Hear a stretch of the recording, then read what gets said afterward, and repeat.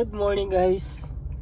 Guys na natay usa ka serbato diri sa usa ka sakyanan. Okay, para asa man ni siya ginagamit.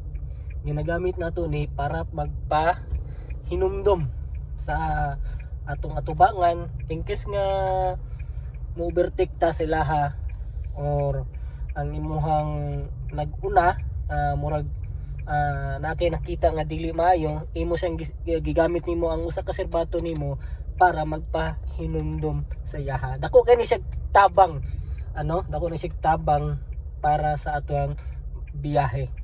Ingon ana usab ang atong kinabuhi guys, naatay nagapahinumdom kanunay kanato kung sasakyanan na ay serbato na nagapahinumdom ngadto sa iyang isig ka sakyanan sa tuwang kinabuhi naapod tay nagapahinumdom. Unsa man tong siyang pulong nagapahinumdom?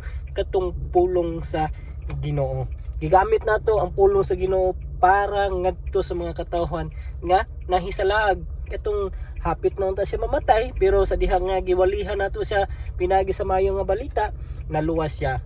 Muna nga sa atong kinabuhi kinahanglan nato ipaserbato kanunay ang atong pulong sa Ginoo. Kay ang John chapter 1 verse 1 ningon sa dito, kay ang pulong mao ang Dios ug ang Dios mao ang pulong, ug sa wala pa ang Dios naa na gyud ang pulong nga igsoon. Muna nga kanunay nato ipahinumdom sa mga tawo nga nahisalaag pa, sa mga tawo nga wala pa maglakaw sa kamatuoran.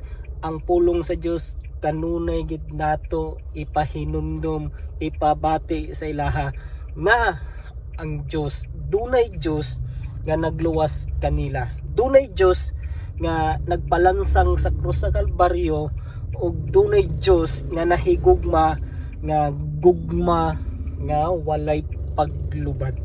Okay, mora to. God bless sa tibok adlaw natong trabaho.